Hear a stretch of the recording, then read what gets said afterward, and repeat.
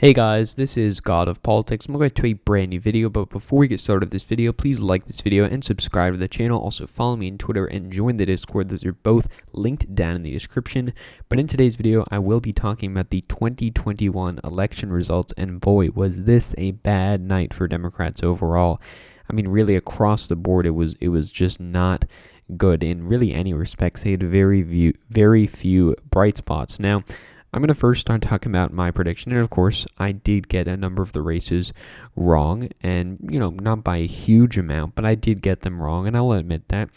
And, of course, there's going to be people who, call me a Democratic hack and a Democratic partisan who will ignore the fact that I've actually overestimated Republicans in many races this year, be it from the Georgia runoffs to the California recall to the New Mexico's first congressional district special election. So really, I'm not, a Democratic partisan if you look at my predictions, but of course, there's going to be people that say that, and there'll be the people that say they exact opposite when I overestimate the Republicans in some races. But, that's the way it is. Sometimes you get races wrong. Sometimes you get the races right.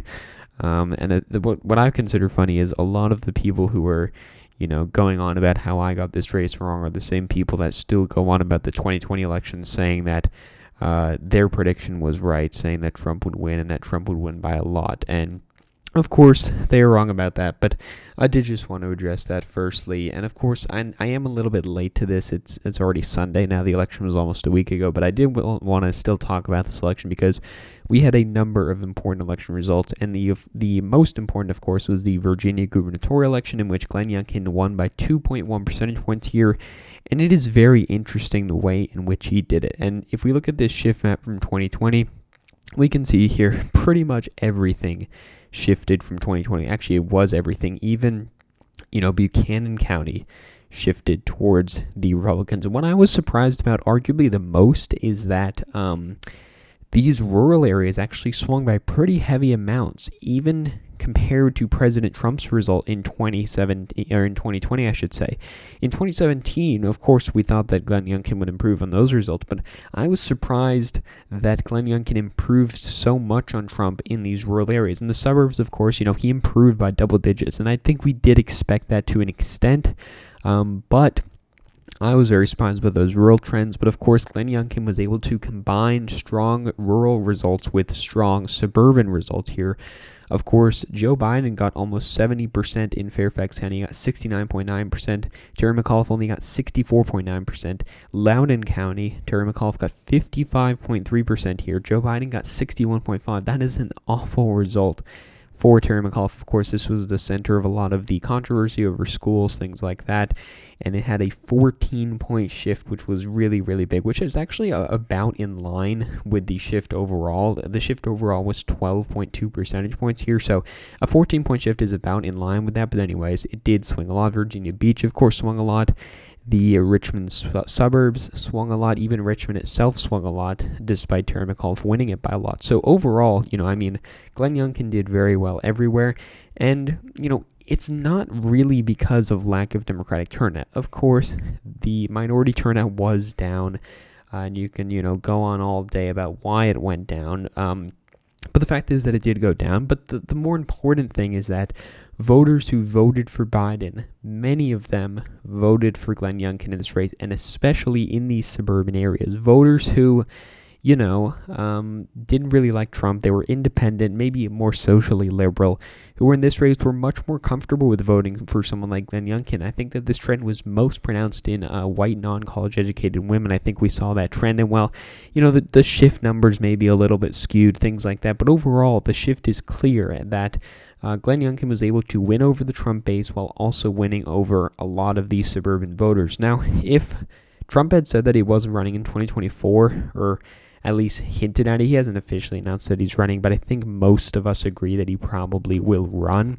But if he wasn't expected to run, I think that Glenn Youngkin would actually be quite a decent candidate for a general election. I do think that he would be better than Ron DeSantis here. And looking at some of these other races here, Republicans won both the Attorney General and Lieutenant Governor races as well. Moving over to New Jersey here, Republicans also outperformed a lot. Phil Murphy won by 2.6 percentage points in a state that Joe Biden won by, what did he win by? He won by like 16 percentage points here. Yeah, 15.8 percentage points. Phil Murphy won by 2.6 percentage points. That is a terrible result. When we compare the county map here, we can see that 3 counties flipped in South Jersey. That is Gloucester County, Atlantic County, and Cumberland County. And in North Jersey, Morris County flipped, and the other counties got, especially these counties up here, got a lot more Republican. I mean, Sussex County got 66% of the vote. Trump only got 58.5% of the vote here. We can look at Bergen County. Phil Murphy got 52% of the vote here. Joe Biden got 57% of the vote here. Passaic County, Biden got 57% of the vote. Murphy only got 50.6% of the vote. Morris County was R plus 12. Biden won it by about 5. Ocean County was R plus 37 in this race. Trump won it by 29. So you can see here that Phil Murphy had a very, very bad result, and the state Senate president in New Jersey lost to some random guy, which I thought was pretty funny as well. So I think what we're seeing in North Jersey is we had a combination of the trends in South Jersey catching up to the federal level, because South Jersey at the state level is bluer, at least historically, than it is at the federal level. South Jersey's been trending red, North Jersey's been trending blue, but Jack Ciattarelli combined a strong performance in red trending South Jersey with a strong performance in blue trending North Jersey. He was able to capture the historically Republican areas in North Jersey and combine it with a strong performance in South Jersey. And that is a very, very good result for Jack Ciattarelli. I don't think Republicans should be upset with this result at all. Now, there's many people on the Democratic side saying, look at Phil Murphy. He was a progressive and he won. Well, he actually underperformed Joe Biden, I think by more than what Terry McAuliffe did. So I think that argument's pretty stupid. But of course, there's going to be people that make stupid arguments like that, and there's also going to be people that make stupid arguments like, the progressives are the reason that Democrats lost in Virginia. No, that's not the reason that they lost in Virginia. When you're complaining about Trump all the time in a race that has nothing to do with Trump, you're also going to lose. Looking at the New York results, Eric Adams expectedly won by a lot. We have some mail-in votes that aren't counted yet, which will make Queens bluer. It'll make Staten Island less red. It'll make the rest of the boroughs bluer. Minneapolis, we also had the ballot measure to effectively abolish the police. Replace the police department with the Department of Public Safety. That failed. In New York, we had a couple ballot measures that failed, which was very, very interesting here. To make it easier for Democrats to gerrymander, that failed. Same-day voter registration failed. No excuse absentee voting failed. Boston elected its first Asian mayor. Seattle elected a Republican for the, I think it was like district attorney or something.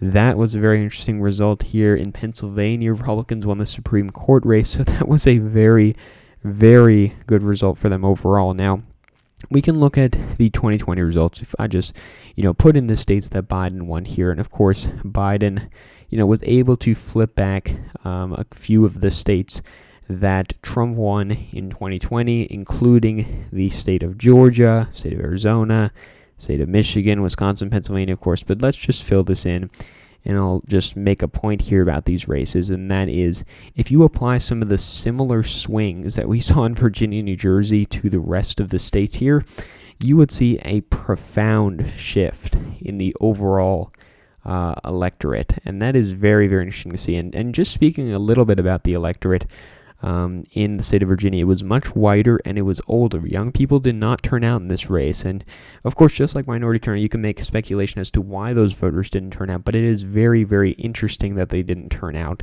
And it was certainly to the detriment of Democrats. But again, the main reason they lost was because a lot of the voters they had went back to the Republicans. But anyways, looking at this 2020 result, if we apply a about a 12.3% swing, which is what I think it was, Minnesota flips, Wisconsin flips, Michigan flips, Pennsylvania flips, Virginia flips, Georgia flips, Arizona flips, Nevada flips, New Hampshire flips, Maine at large flips. You're looking at, what did New Mexico go by? New Mexico went by 11 points, so New Mexico would flip in that scenario. Colorado would get close. In this scenario, you're looking at what I would call a landslide, and in 2024, that would be 347 electoral votes for Republicans, 191 for the Democrats. Now, of course, this is not the best way to, look at look at these things, because it's not going to be a uniform shift. But if we look at the Senate races here, and we look at who's in these races currently. Now, Democrats, if Trump was still the president, Democrats would have a very good shot at the Senate with a lot of these pickup opportunities, but it just doesn't look very likely at this point, given the results that we had in Virginia and given the states that they're going to have to defend. It just isn't looking likely that they're going to keep the Senate at this point, because we look at some of these races, and again, if we apply that similar shift that we saw in Virginia here, let's just give Wisconsin, Pennsylvania, if we apply those shifts, Colorado would flip, Arizona would flip, Nevada would flip, Georgia would flip, New Hampshire would flip. That's a 55-45 Senate. And it's a similar thing in the governor's race here. So, you're looking at some very, very not good results for Democrats. And I've just tried to save a little bit of time doing this for the governor races, but I filled in what the races are, what the governorships are right now. And looking at these races in 2022, if we apply those similar swings, Minnesota flips, Wisconsin flips, Michigan flips, Pennsylvania flips, Maine even flips, Connecticut flips, Oregon flips, Colorado could flip, New Mexico, Nevada, Kansas. You're looking at a very, very, very Republican map. And so, if Republicans do as well as 2010, which I don't think is likely, by the way, I don't think they're going to do as well as 2010, but if they did, they would flip a number of House seats, they would flip a number of Senate seats, and they would probably be in good shape for 2022. And overall, looking ahead, they'd be in good shape for 2024 and beyond that. Now, while I don't think they're going to do as well as they did in Virginia, I think that it is very, very likely Republicans take both the House and Senate at this point. I think that's going to be a red wave, probably about an R+3 electorate I think we're looking at right now. It could be more, but again, 2020 was D+3, and we had some flips with the Republicans, so Democrats would need like a D+4 electorate to actually win the House. So a 7-point shift from that may seem like it's only R+3, but overall it would be a very, very strong performance for Republicans. And I think that's been set in motion by what we've seen tonight, is that Democrats are just not in a good position for 2022. And I think that the sooner people realize it, the sooner that Democrats realize it, the less upset they'll become in November. But anyways, thank you all for watching this video. Please like this video and subscribe to the channel. Also follow me on Twitter and join the Discord. Those are both linked down in the description. But again, guys, thank you all for watching this video, and I will see you guys later.